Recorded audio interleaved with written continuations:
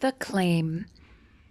9 radical claims of Jesus that can revolutionize your life.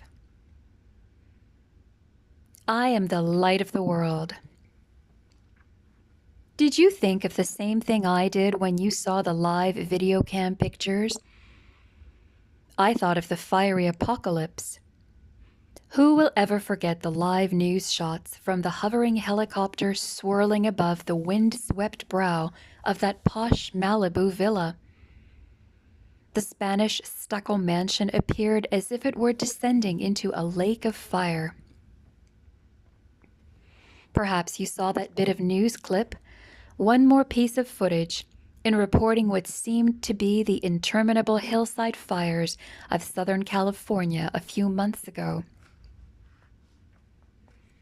The Malibu estate in this particular clip was actually not on fire. The newscam's telephoto lens, however, created the surreal appearance of an entire sky of roaring and raging orange. Whipped into the fury of hell by the Santa Ana winds that rushed their flames up the bone-dry hillside toward the crystalline white walls of that helpless mansion. It looked like the wall of flame was only inches from the walls of stucco. Down below the helicopter, the residents of the villa were racing back and forth across the lawn. One man had climbed up onto an outcropping beside the mansion. He stood there all alone and watched, silhouetted against the orange river of flame. And when the night fell, the serpentine river of orange flame flowed on through the darkness. Could it be that what we witnessed on the evening news was a metaphor, a portent of an entire planet on fire? And did you notice nobody could put the fire out? It only stopped when the winds ceased. One ancient writer described the metaphor in this way: the day of the Lord will come like a thief, and then the heavens will pass away with a loud noise, and the elements will be dissolved with fire. 2 Peter chapter 3, verse 10. I have heard well-known pulpiteers across our country decry the litany of natural disasters we've been experiencing of late, fires and floods and hurricanes and quakes, as judgments of God upon our nation. But are they right? Shall we blame God for the natural tragedies that randomly stalk our land? Or could it be that we live in a civilization that is caught in the deadly crossfire of evil forces that would destroy us all? Maybe the firefall in this benighted hour of history isn't God at all. Maybe behind the shadows that cloak us are the arrayed powers of darkness that seek our destruction in this night. But the more urgent question is, in this dark and thick night of civilization, is there a light to guide us, to save us? A guiding light to shine on our night-enshrouded paths and lead us through our starless shadows into eternal day? In yet another radical I am claim, Jesus answers yes to our query. Yes, there is a guiding light. Find this light, and you will never be lost or left in the night again. As he walked along, Jesus saw a man blind from birth. John chapter 9, verse 1. What you are about to read is one of the most amazing miracles recorded anywhere in the Gospels. Not only is this the only miracle in the 4 Gospels involving a physical malady that has existed from birth, it is also a dramatic healing that blends a pair of blind eyes, a muddy glob of spit, and an explosive confrontation with the religious hierarchy of the day into a shining portrayal of the guiding light. The man had been born blind. The disciples of Jesus knew it, and they were more than curious. His disciples asked him, "Rabbi, who sinned, this man or his parents, that he was born blind?" Verse 2. You see, the Jews taught that the sufferings of this life were a divine punishment for sin, which sounds a lot like the national preachers we noted above. In their religious book, the Talmud, there appeared statements like this: "There is no death without sin, and there is no suffering without iniquity." Or, "A sick man does not recover from his sickness until all his sins are forgiven him." Furthermore, the rabbis taught that God was careful to match each sin with its peculiar form of punishment. In fact, they believed that in some cases it was possible to determine the guilt of the individual by the nature of his suffering. So, who sinned? The disciples wondered out loud to Jesus. Jesus answered, "Neither this man nor his parents sinned. He was born blind so that God's works might be revealed in him." The original language can also be translated here, but as a result of his being born blind, God's works will be revealed and made manifest now. Verse 3. But Jesus isn't through. As a prelude to this dramatic miracle, he makes a radical claim that will be proven by the healing. We must work the works of him who sent me while it is day. Night is coming when no one can work. As long as I am in the world, I am the light of the world. Verses 4 and 5. What does that radical "I am" claim mean?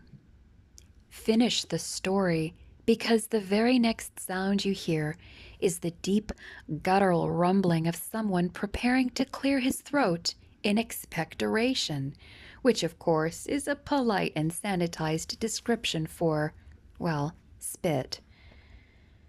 My wife Karen dislikes watching baseball games for that reason. She claims that baseball players are forever spitting and spitting throughout the game. While some of us may tolerate expectorating on the ball field, most of us are pretty settled on forbidding the act elsewhere in our socially clean and sterile world. But the ancients described great medicinal properties regarding human spit. And so, in deference to that old husband's tale, Jesus uses his own spit on 3 separate occasions in the Gospels to perform a healing. Which is why you can hear him clear his throat in this story and spit on the ground and pick up that muddy clump of dirt and mix it around in his palm and then gently smear it onto the sightless sockets of this blind man. The man can feel the warm, gritty mud being spread over his lightless eyes. Then Jesus speaks, "Go, wash in the pool of Siloam." Verse 7. You can picture the blind man, can't you?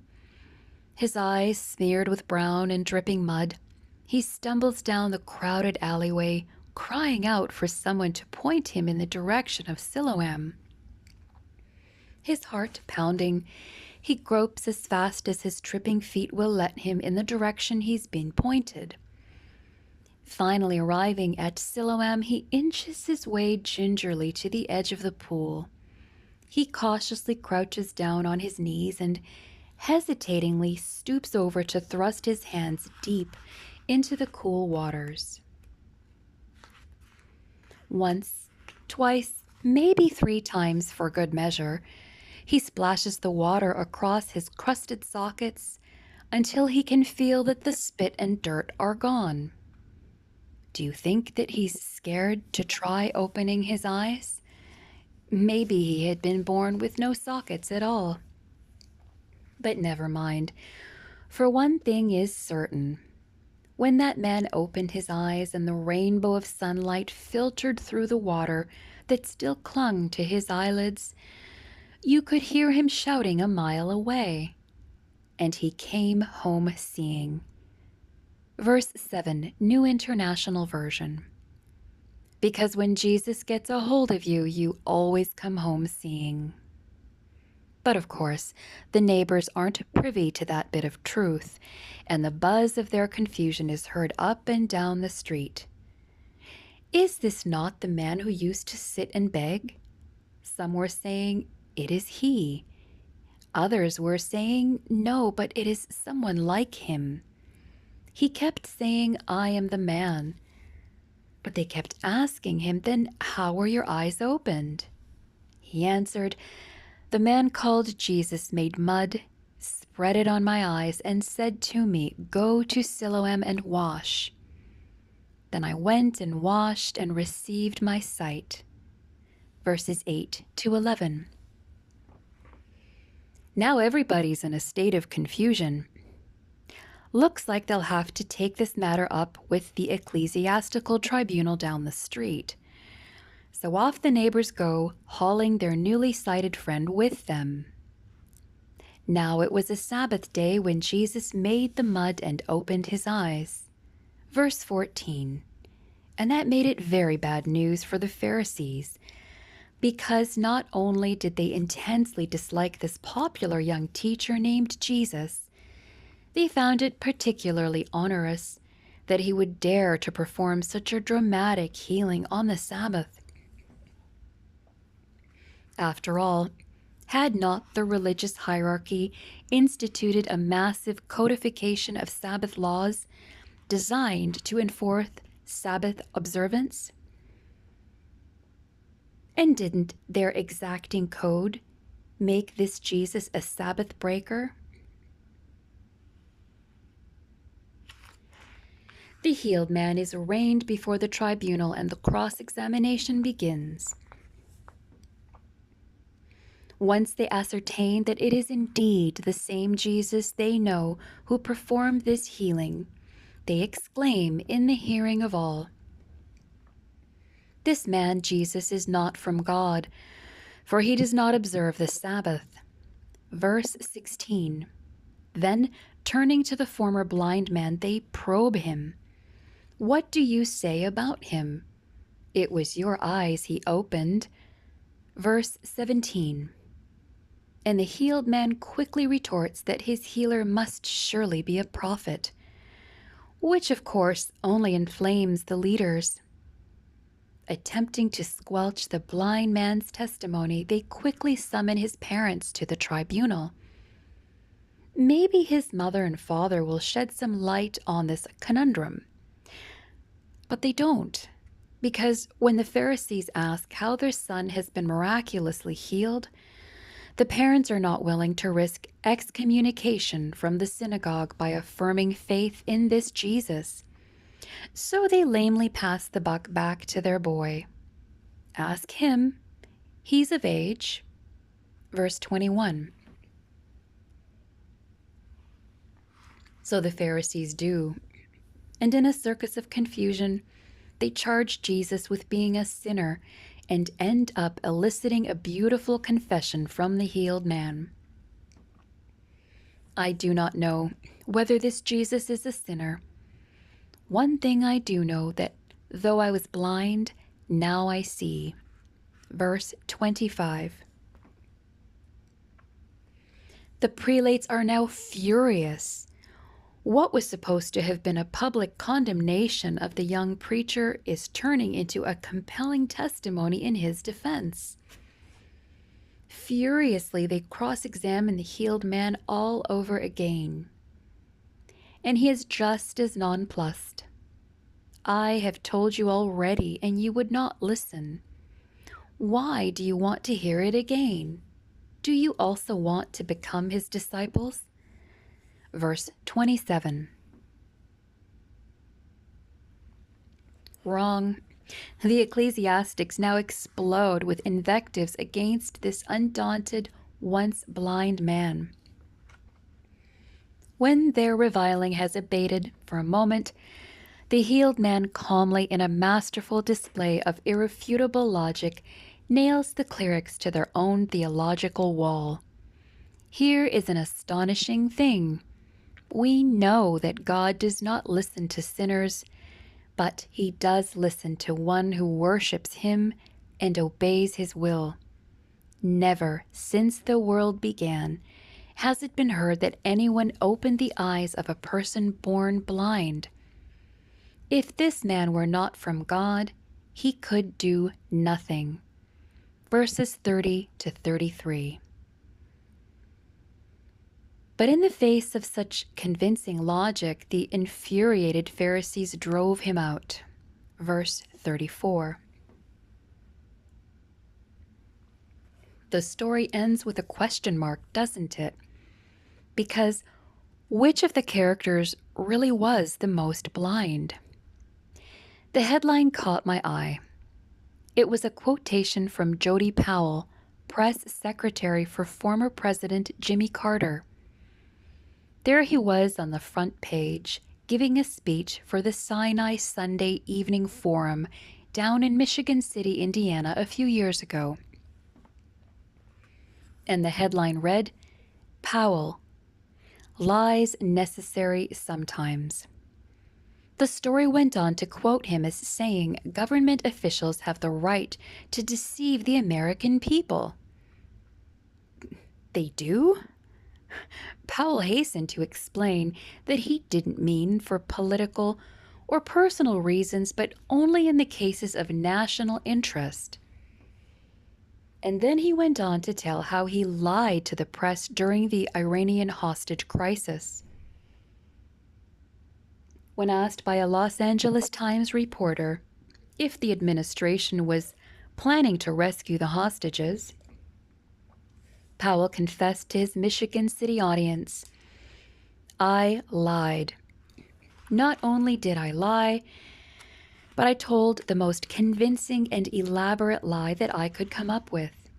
He went on, there are those occasions of national security in which government officials do have the right to deceive or lie or mislead the press and therefore the people that they were elected or appointed to serve. Is he right? If he is, then you're going to be hard-pressed to explain the difference between national security and personal security. Why else do people bend the truth, which is a euphemism for lying? Why do people cheat and steal? Simply because they figure that their own private national security is at stake. I'll lose or get fired or not be liked if I don't. So if it's right for you to lie, Jody Powell, it's right for me to lie too. After all, everybody does it, right? Charles Schulz described the utter pervasiveness of dishonesty in society today through one of his beloved Peanuts cartoon strips. Lucy and Linus are chatting when Charlie Brown walks by. Linus turns to Lucy. One thing I have to admit about Charlie Brown, he is absolutely without guile. To which Lucy replies as she stares after Charlie Brown, I knew he was missing something. Because anymore, if you find a man or a woman without guile and without dishonesty, society concludes there must be something wrong with that poor soul. I knew he was missing something. Rudolph Giuliani, the newly elected mayor of New York City, while U.S. attorney for the city, conducted a sting, quote-unquote, operation that swept from Long Island to the Canadian border.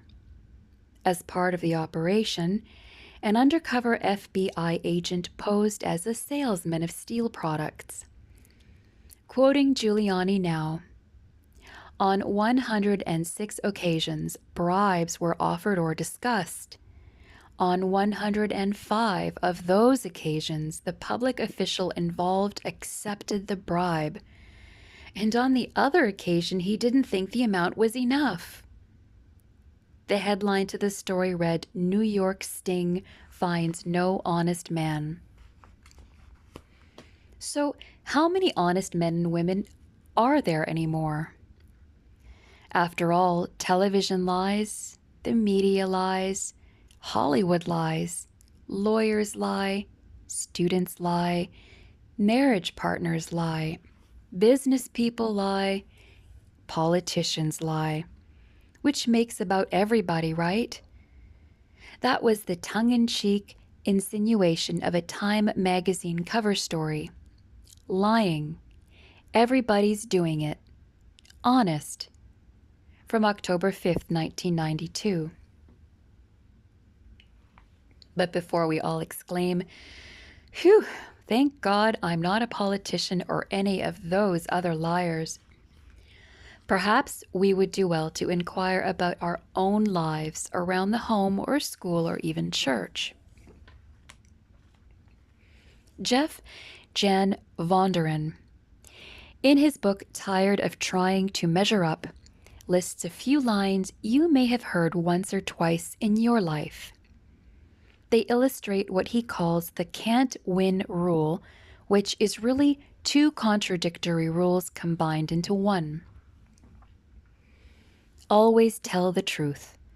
But when we go to grandma's, don't tell her you hate her bread stuffing. If she asks, just be polite, eat it, and say you like it. Or, honesty is the best policy, but if so-and-so calls, tell them I'm not here. Or, don't keep anything from your parents, but mother or father would be so upset if they knew this, so please don't tell them. Page 43.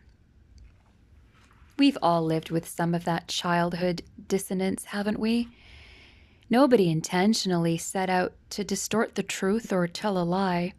It's just that it comes so easily for us. And it isn't always a matter of telling a lie either. Sometimes we unconsciously end up living by a lie.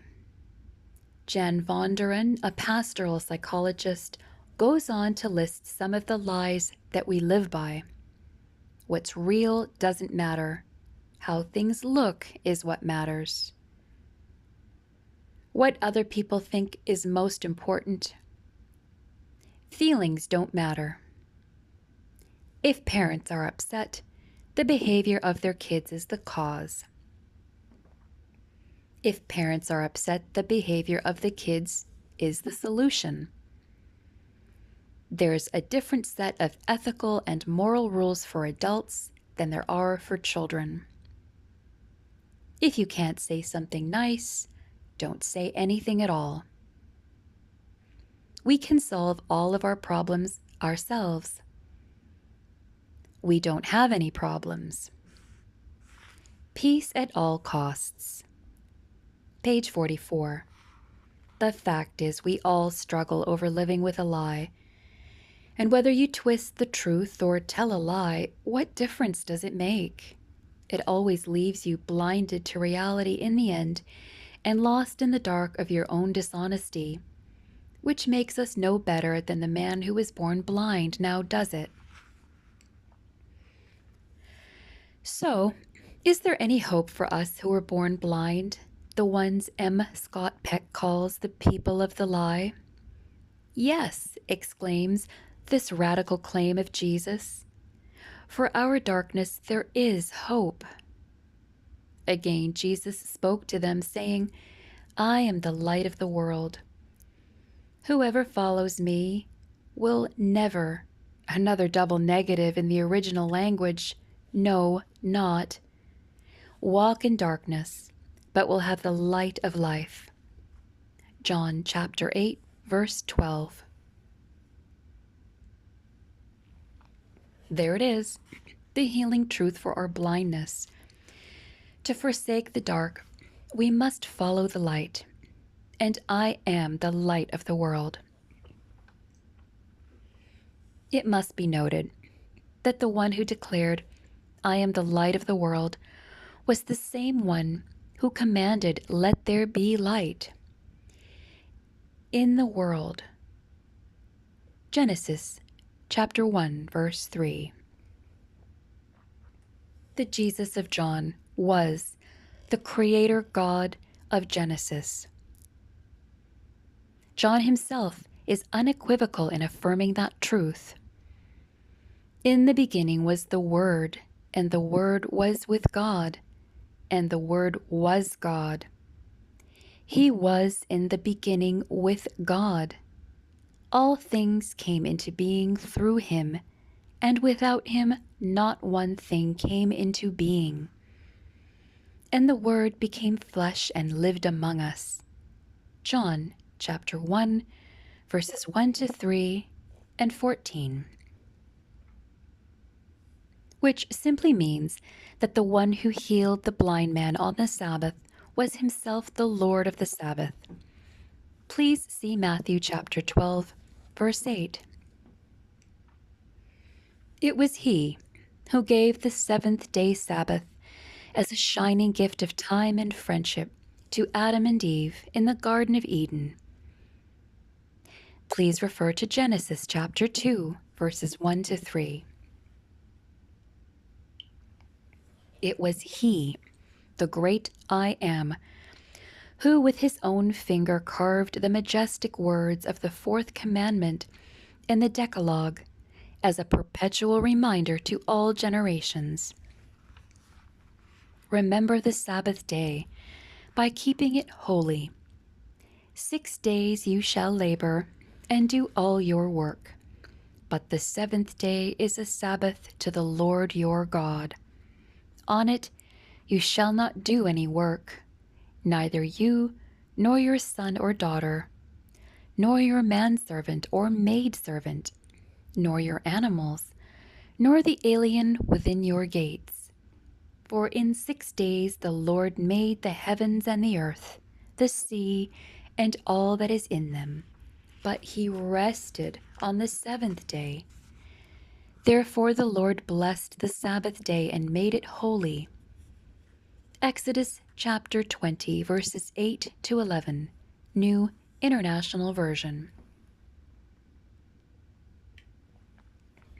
And when he became Emmanuel, or God is with us, Matthew chapter 1, verse 23, it was he who consistently observed the seventh-day Sabbath throughout his life on earth. Please see Luke chapter 4, verse 16. Thus, it was that he called himself the Lord of the Sabbath, the one who instituted the Sabbath as God and observed it as man. See Mark chapter 2, verse 28. Why, even in death, when as the Lord of the Sabbath he became the Lord of salvation, Jesus rested in the grave according to the commandment. Luke chapter 23, verse 56. No wonder his disciples did likewise. For even after he ascended to heaven, the New Testament record shows them worshiping the Lord of the Sabbath on the seventh-day Sabbath. Please see Acts chapter 13, verses 14 to 16, 42, 44, and Acts 16, verse 12 and 13, Acts 17, verse 2, as well as Acts 18, verses 1 to 4. And when the portrait is painted of God's children throughout eternity, it shows them joyfully worshiping their Creator on the seventh-day Sabbath. Please see Isaiah chapter 66, verses 22 and 23. Thus, like a golden thread that is woven from Genesis through to Revelation, the divine gift of the seventh-day Sabbath shines in all its God-given luster. And so, when Jesus declared, "I am the light of the world," just before his Sabbath-day healing of the blind man, he was revealing the inseparable bond between the seventh-day Sabbath and the light of the world, for in Jesus they are one. Which means that to follow the light of the world is to worship the Lord of the Sabbath. I am the light of the world. Whoever follows me will never walk in darkness, but will have the light of life. John chapter 8, verse 12. The consistent record of Scripture and the radical claim of Christ are an irrefutable summons to us today to follow him who is both the light of the world and the Lord of the Sabbath. To do any other is to walk in darkness, is it not? And wouldn't that be the ultimate blindness? For when I decide I don't need his Sabbath, I am declaring I don't want his light. For how can one choose to embrace the light of the world and at the same time reject the Lord of the Sabbath? That would be living a lie. And that would mean walking in darkness, wouldn't it? So how then shall we be healed, we who have lived in the night of our own blindness? The answer is simple but clear. Follow the light. It's no coincidence that when Jesus died on the cross, there was a mysterious darkness that settled like night over Calvary. When it was noon, darkness came over the whole land until 3 in the afternoon. Mark chapter 15, verse 33. It was as if the hellish darkness of every lie we have lived, and every commandment we have broken, and every sin you and I have ever committed, was draped like a black funeral pall over his heart. The starless night of our own lost guilt became his, and the Lord has laid on him the iniquity of us all. Isaiah chapter 53, verse 6. But there, in that moment of eternal darkness, another miracle took place, and another healing was birthed.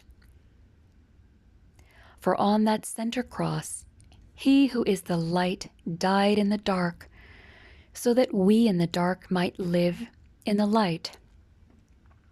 Gone the lie, gone the night, gone the guilt, gone our sins, for by his wounds we are healed. Isaiah chapter 53, verse 5, New International Version.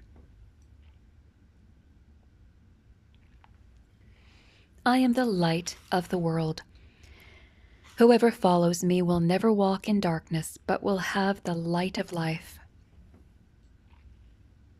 So doesn't it make all the sense in the world to follow the light of the world? If we say that we have fellowship with him while we are walking in darkness, we lie and do not do what is true. But if we walk in the light, as he himself is in the light, we have fellowship with one another, and the blood of Jesus, his Son, cleanses us from all sin. 1 John chapter 1, verses 6 and 7. In a darkened world lost in its own nightfall, it is time to follow the guiding light. I am the light of the world. And that's good news for every day of the week, including his seventh-day Sabbath.